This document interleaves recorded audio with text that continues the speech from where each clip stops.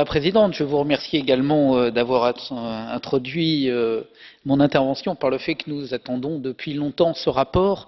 Et effectivement, cela fait longtemps que l'Europe se préoccupe de manière sectorielle de la question de la durée de vie des produits, mais c'est la première fois que nous essayons de l'évoquer de manière transversale et de manière, j'allais dire, durable, en essayant de placer cette question dans son contexte global.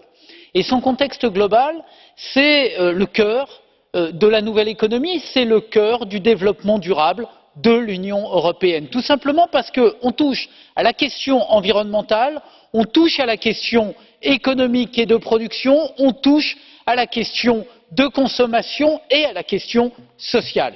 Et donc, ce fait de se trouver au cœur de cette problématique nous oblige à essayer de penser cette question de manière consensuelle. Elle nous oblige à essayer de la penser non pas en nous opposant les uns aux autres, en opposant l'économie à l'écologie ou en opposant les questions sociales aux questions de consommation, c'est au contraire ensemble que nous devons résoudre cette problématique. Et comment la résoudre? Tout simplement en essayant de sortir d'une logique d'une société du déchet, d'une société du jetable, d'une société du gaspillage. Les ressources, maintenant, sont précieuses. Toutes les ressources, que ce soit les terres, que ce soit l'eau, que ce soit l'ensemble des éléments qui permettent de produire le pétrole, évidemment, et l'énergie, ces ressources-là doivent être économisées. Nous avons donc une question de ressources. Nous avons la question climatique avec des produits qui font des milliers de kilomètres pour pouvoir arriver jusqu'à nos magasins, puis entrer dans nos maisons. Nous avons, et je l'ai dit, la question sociale. La question sociale, c'est une délocalisation des emplois en Europe. C'est le fait qu'on aille produire à moindre coût à des milliers et des milliers de kilomètres et qu'on détruise notre industrie.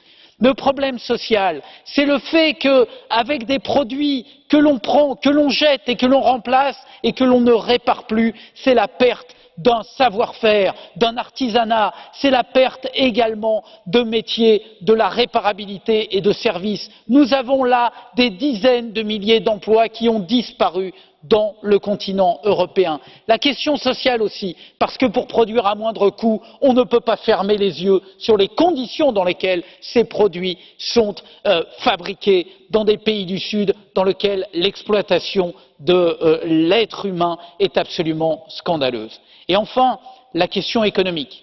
La question économique parce que, à produire à moindre coût, des produits qui finalement n'ont plus de qualité, sur lesquels seul le signal prix est pris en compte, eh bien nous perdons la capacité de notre industrie européenne à être parmi, si ce n'est la meilleure du monde, avec des produits de qualité qui sont reconnus depuis maintenant des décennies. Alors, la logique voudrait que nous arrivions ensemble à prendre en compte cette nouvelle économie, l'économie de la fonctionnalité, l'économie d'usage, l'économie qui fait que des consommateurs ne veulent plus, surtout les plus pauvres, être obligés de changer en permanence des produits qu'ils achètent et qui tombent en panne dès que les garanties légales s'arrêtent. Donc nous devons faire en sorte que nous prenions en compte cette nouvelle économie, nous devons également redévelopper la réparabilité de l'ensemble des produits qui sont mis sur le marché. Nous devons faire en sorte que les batteries ne soient plus collées mais soient vissées pour qu'on n'ait plus besoin de jeter un téléphone quand la batterie tombe en panne. Nous devons faire en sorte que les consommateurs soient informés sur la durée d'usage des produits et sur notre capacité à les réparer. Voilà tout l'objet de mon rapport, Madame la Présidente, Monsieur le Commissaire. Voilà ce que nous attendons de l'Union européenne, qu'elle se saisisse de cette question majeure.